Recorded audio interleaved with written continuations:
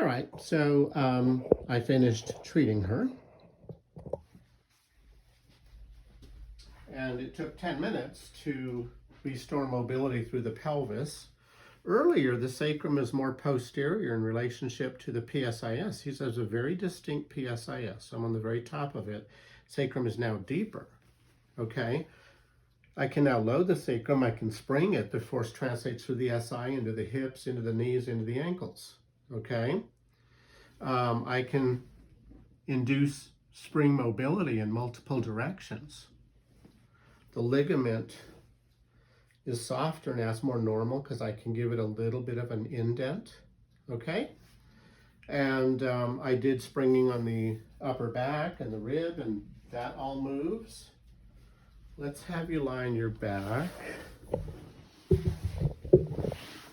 me lift your headpiece up. Hold on 1 second. Okay, good, good. All right, so I mobilize the ankle. And prior to that, I couldn't get this spring mobility, but that's now restored. And her range of motion is increased, not by a lot. Doesn't look to be more than 10 degrees, but that's a different ankle now. And I'm certainly curious about your upper cervical. And I've had people with headaches with significant increased tone in the upper neck muscles, but I end up treating the lower body and that just melts. Had a guy with 5 years of headache. Wow. And I treated his ankles and his hips. Bingo, the headaches melted. So I'm going to put this straight. You're now lying straight, and I capture the temples. That's a generous amount of mobility, and I can spring it. You have now spring mobility in the upper cervical. So that's driven by the nervous system. Nothing was out of place, nothing was subluxed. You just had the nervous system increasing extension. And now when I come off the mastoid, there's a deeper sulcus. The muscle tone is much improved. I can glide C1 easily either side. I can induce a rotational spring on either side. Okay, so now I'm just gonna get under the mandible on the posterior aspect. And now I can spring your mandible. Okay, beautiful. It has normal play, and vertical mobility goes through the TMJ and beyond it. That little tiny little bit of spring is now normal there.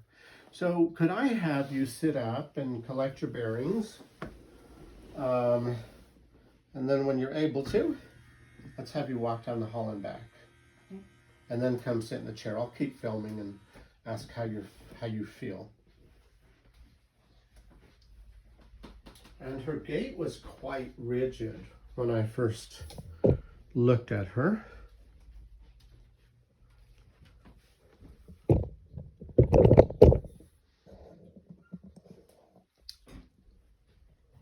feel like I have more motion through my Do you? pelvis. Yeah. Go one more time. Let me watch. So you feel like you have more motion through the pelvis? Mm-hmm. Nice. You have arm swing now. Your arms were not swinging. Yeah. So it's a whole body response to just treating the ankles and the pelvis. Okay, so also sit. Are you aware of anything in sitting?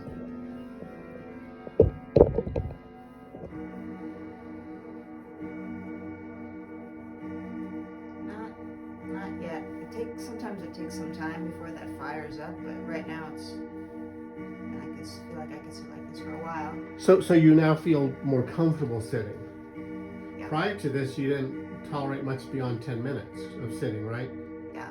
And immediately when you sat this morning, you knew that you felt discomfort, right? Yeah, because I'd driven here in a car, and that always fires it up. Yep. So it was already, but yeah, so it's definitely calmer, and I can just feel that there's not the tension in it. Good. Good. The QL, normally there's a lot of tension in that. Wonderful. Well, I'll take a look at it again in a moment. It's not unusual for someone to come back 24 hours later and then a different pattern emerges. And that's just normal. Right now we did a huge blast into your nervous system and, many things are relaxed, but over the course of putting stress through the body, you come back tomorrow, we might see something different. And that's a good thing because you get to know what kind of your core pattern is. Mhm. And so we'll stop filming here. I'm encouraged. Yeah, me too. Thank you.